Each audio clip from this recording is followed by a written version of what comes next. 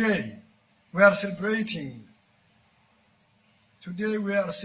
another key milestone of Somaliland's progress toward this economical development.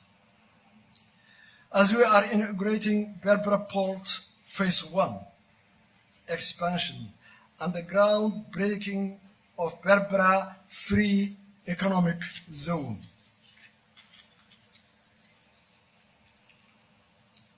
This is a proud and historic moment for all Somaliland people, and their diaspora will be very proud when they see today these events going in Berbera. That has been realizing our vision for a long time. We want to thank and to remember our President Ahmed Silayo, who has innovated that idea, and we are continuing his vision and idea to complete this action. With the expanded port, along with the free economy zone and Berbera corridor, we are now firmly positioned to further develop and grow out our economy throughout and increase trade, attracting foreign investment and local investment. I would like to thank the United Arab Emirates government for their support of Somaliland infrastructure section, ports, airports, and corridor.